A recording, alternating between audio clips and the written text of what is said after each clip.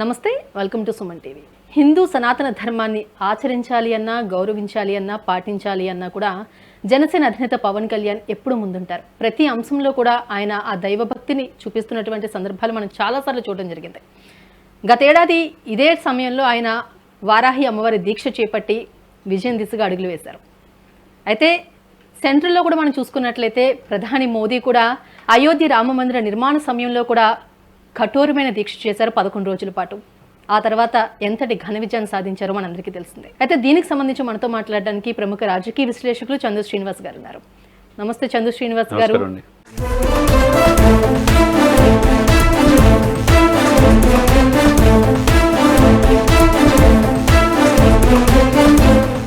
దైవభక్తి ఇది కేవలం మాటల్లోనే కాదు, ఆహార్యంలోనే కాదు, ఆచరణలో కూడా మనకి చాలా సందర్భాల్లో కనిపిస్తూ ఉంది. అక్కడ మోదీ గారు కావచ్చు, ఇక్కడ పవన్ కళ్యాణ్ గారు కావచ్చు, ఈ 11 రోజుల పాటు దీక్ష అనేది ఏదైతే ఉందో చాలా కఠోరంగా చేస్తూ ఉంటారు. మోదీ గారు కూడా మనకి అయోధ్య రామ మందిర నిర్మాణ సమయంలో ఆయన చేసినటువంటి ఆ 11 రోజుల దీక్ష గురించి చాలా మంది మాట్లాడారు. ఆ తర్వాత విజయం ఏ విధంగా వరించిందో చూసాం. పవన్ కళ్యాణ్ గారి విషయానికి వస్తే కూడా లాస్ట్ ఇయర్ వారాహి యాత్ర చేపట్టి అమ్మవారికి దీక్ష చేశారు. అప్పుడు కూడా 11 రోజుల పాటు ఆయన చాలా కఠోరంగా ఈ దీక్ష చేయడం జరిగింది. ఇప్పుడు డిప్యూటీ సీఎంగా మనందరి ముందు రావడం జరిగింది. అయితే దీనికి సంబంధించి మీరేం చెప్తారు? డెఫినెట్గా అండి, ఒక తెలుగు వారిగా మనం చాలా గర్వపడాల్సిన సమయం. ఎందుకంటే పేరు చెప్పటం ఏదో గుళ్ళో దైవభక్తి ఉందని చెప్పి అనటం కాకుండా, మీరు అన్నట్టు ఆహారంలో కావచ్చు, తన యొక్క ఇది కట్టుబొట్టు అంటారు సాంప్రదాయాన్ని, విలువల్ని, మన హిందూ సనాతన సాంప్రదాయాన్ని గౌరవించడంలో పవన్ కళ్యాణ్ గారు ఎప్పుడు ముందుంటాడు. గోవుల్ని పూజించే విషయంలో, పర్యావరణాన్ని కాపాడే విషయంలో, తర్వాత చాతుర్మాత దీక్ష చేపట్టే విషయంలో 3 మాసాల పాటు కంటిన్యూగా చేపట్టాడు. ఆ తర్వాత మీరన్నట్టు లాస్ట్ ఇయర్ కరెక్ట్గా ఈ వారాహి 11 రోజులు కఠోర నియమ నిబంధనలతో చేసి కింద పడుకొని ఓన్లీ లిక్విడ్స్, ఫ్రూట్స్ మాత్రమే తీసుకొని ప్రజల్లోకి వెళ్ళే రథానికి కూడా వారాహి అని పేరు పెట్టాడు. దాని ఆలివ్ గ్రీన్ అని, మిలిటరీ గ్రీన్ అని, దాన్ని అడుగు పెట్టనివని చాలా మనకి ఆ రోజున్న అధికార పక్షం ఎన్ని రకాల ఇబ్బంది పెట్టిందో తెలుసు. దాన్ని పర్మిషన్ ఇచ్చారు, ప్రజల్లోకి వెళ్ళింది. అదే అమ్మవారి ఆశీస్సులతో ఈరోజు డిప్యూటీ సీఎంగా ఆంధ్రప్రదేశ్లో మంచి సుపరిపాలన అందిస్తున్నాడు. మళ్ళీ ఎక్కడ మర్చిపోలే మూలాలు, ఆ మొక్కుని ఇప్పుడు తీర్చుకుంటున్నారు. డెఫినెట్గా అండి, మూలాలు మర్చిపోకుండా ఉండే వ్యక్తే నిజమైన పౌరుడుగా ఉంటారు. మనకి దైవబలం ఉంటుంది, వాళ్ళకి దైవబలం ఉంది కాబట్టి ఈ రోజున ఆయన హోమం స్టార్ట్ చేసి నిన్న ఆ దుస్తులతో ఉండి, ఆ దుస్తులతో ఉన్నా కానీ కఠోరమైన నిబంధనలతో ఉదయం నుంచి సాయంత్రం రివ్యూ మీటింగ్లు 12-13 గంటలు చేసుకొని ఈ రోజు నుంచి ఫుల్ ఫ్లెడ్జ్డ్గా ప్రజల్లో ఉన్నాడు. అంటే 11 రోజుల పాటు, అంటే వచ్చే నెల 6 దాకా ఈ వారాహి అమ్మవారు, అంటే వారాహి అనేది అసలు ఏ రాజకీయ నాయకుడు ఈ దేశంలో చేయలే. ఫస్ట్ టైం పవన్ కళ్యాణ్ ఈ వారాహి అమ్మవారి విశిష్టత ఏంటి, ఈ అమ్మవారి యొక్క అనుగ్రహం ఎలా ఉంటుంది అనేది చాలా స్పష్టంగా, చాలా తక్కువ మందికి మాత్రమే తెలుసు ఈ వారాహి అమ్మవారి గురించి. అక్కడ నార్త్ ఇండియాలో ఎక్కువ చేస్తుంటారు. ఫస్ట్ టైం సౌత్ ఇండియాలోనే కాకుండా ఈ దేశంలోనే ఇంత ఎలివేషన్ నేషనల్ మీడియాలో కూడా ఈరోజు చూపిస్తుందంటే ఒక పవన్ కళ్యాణ్ని. ఆయన వేసుకున్న బట్టలు చూడండి, హిందూ సనాతన సంప్రదాయాన్ని గౌరవిస్తా, అమ్మవారితో నియమ నిబంధనలతో ఉంటా, తన ఏదో ఓన్లీ కొబ్బరి నీళ్ళు లేకపోతే ఫ్రూట్స్ ద్వారా తప్పితే భోజనం ఏమి తేకుండా కింద పడుకొని అంటే కఠోర తీయటం చేయటం అంటే మామూలు విషయం కాదు. అంటే మనిషి ఎంత సంపాదించినా ఏం చేసినా మొత్తం కొద్దిగా 4 ఏళ్ళ లోపల పోవడానికి 10 మంది అంత మంచి అనిపించుకోవాలా, ఈ సమాజానికి రోల్ మోడల్ అవ్వాలా.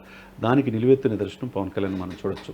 ఆయన ఎప్పుడు కూడా అమ్మవారి పూజలు కావచ్చు, అతను చేతికి ఉంగరాలు కావచ్చు, మెడలో ఇది తాయితీ కావచ్చు, ఆ దైవభక్తి విపరీతంగా ఉన్నది. అది ఎప్పుడు ఏ రాజకీయ నాయకుడు కూడా మనం చూడటమే కాకుండా ఇంప్లిమెంట్ చేయించడం చూసారా. విజయం తర్వాత ఏమాత్రం అశ్రద్ధ చేయకుండా, మూలాలు మర్చిపోకుండా వారాహి అమ్మవారి దీక్ష చేపట్టడం నేటి మీడియాలో, జాతీయ మీడియాలో కూడా చర్చకి దోవదిస్తుంది. ప్రముఖ ఛానల్స్లో నిన్నంతా అదే చూపించారు. ఎందుకంటే మోదీ గారు కూడా, ఆయన కూడా దైవభక్తి, ఆవులు గోవులను తీసుకుంటాడు. ఏదైనా ఉంటే ఉపవాస దీక్ష తీసుకుంటాం. మన కన్యాకుమారి వెళ్ళి గోలో ఉండి 24 hours ఫాస్టింగ్ చేశాడు. మీరన్నట్టు అయోధ్య నిర్మాణ సమయంలో 11 రోజులు ఓన్లీ కొబ్బరి నీళ్ళతో తాగి మాత్రమే కఠోర దీక్ష చేశాడంటే అతను ఏ విధంగా ఎదిగాడు, అతను హిందూ సనాతన సంప్రదాయాన్ని, దైవభక్తిని ఏ విధంగా ఆకలింపు చేసుకున్నాడు. అదే సమయంలో పవన్ కళ్యాణ్ ఆంధ్రప్రదేశ్లో ఒక రాజకీయ సునామీలాగా వచ్చి కూటమి అధికారులు తీసుకొచ్చి ఈరోజు 11 రోజులు వారాహి ఇది ఎట్లా ఉపవాసం చేస్తున్నాడు అనేది ఇద్దరికి కంపారిజన్ చేస్తా నేషనల్ మీడియాలో చూస్తూ ఉంటే చాలా ఆనందం వేస్తుంది.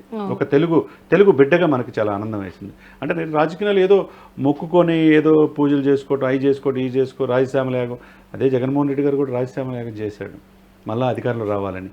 మరి రాలేదు కదా. ప్రజలకి వాస్తవం రియాలిటీ చూడాలి. నిజమైన దైవభక్తి ఉంటే, దైవబలం ఉంటే డెఫినెట్గా అది నీకు హక్కును వస్తుందన్నమాట. మరి ఏ రోజు కూడా తిరుమలలోని బ్రహ్మోత్సవాలు జరిగే సమయంలో 5 సంవత్సరాల కాలంలో ప్రతి సంవత్సరం బ్రహ్మోత్సవాలు 1-2 సార్లు జరుగుతాయి. ఏ రోజు కూడా భార్యాభర్తలు ఇద్దరు వెళ్ళి ఏ రోజు పట్టు వస్త్రాలు సమర్పించలా ఎవరు, జగన్మోహన్ రెడ్డి గారు. మరి అదే సమయంలో రాముల వారి దగ్గరికి వెళ్ళి ఒంటిమిట్ట కావచ్చు, భద్రాచలం గారు పట్టు వస్త్రాలు సమర్పించలా. మరి సమర్పించాల్సిన బాధ్యత అక్కడ ముఖ్యమంత్రికి ఉంటుంది కదా. ఎప్పుడూ చేయలే అట్లా. ఓన్లీ జగన్మోహన్ రెడ్డి గారు అట్లా సాంప్రదాయాన్ని పక్కన పెట్టాడు. అది మంచి పద్ధతి కాదు. హిందూ సనాతన సాంప్రదాయం, మన సంస్కృతి గొప్పదండి. ప్రపంచంలో అనేక దేశాలు వచ్చి మన సంస్కృతిలో భాగమైపోయి, ఇప్పుడు అస్సాం ఉంది, కామాఖ్యమ్మ టెంపుల్, వెరీ పవర్ఫుల్ శక్తిపీఠం. ఎందుకు విదేశాల వచ్చి కూడా అక్కడే ఇది చేసి మెడిటేషన్ చేసుకుంటారు, అమ్మవారి ఆశీస్సుల కోసం అస్సాంలో చేసుకుంటారు చెప్పండి. కాబట్టి ఇక్కడ మన సంప్రదాయాన్ని గౌరవించాలా, దానికి అనుగుణంగానే ముందుకెళ్ళాలా. దైవభక్తి మనం మెండుగా ఉంటే మంచి ధైర్యం వస్తుంది, సుపరిపాలన అందించడానికి అవకాశం ఉంది. అలాగే గత ఏడాది వారాహి యాత్ర చేపట్టినప్పుడు కూడా కొండగట్టు అంజనను దర్శించుకోవడం జరిగింది పవన్ కళ్యాణ్ గారు. ఇప్పుడు కూడా మళ్ళీ అదే విధంగా ఆ స్కెడ్యూల్ డెఫినెట్గా. ఎందుకంటే కొండగట్టు ఆంజనేయ వెరీ పవర్ఫుల్ అండి, మనకు తెలిసిన విషయమే. ఆయన ఆశీస్సులు ఉండాలి. ఎందుకంటే ఆ రోజున ప్రజారాజ్యంలో ఉన్నప్పుడు యువరాజ్యం అధ్యక్షుడిగా ఒక వెహికల్ మీద వెళ్ళేటప్పుడు కరెంట్ షాక్ తగ్గి మనిషి చాలా ప్రమాదం నుంచి బయటపడ్డాడు.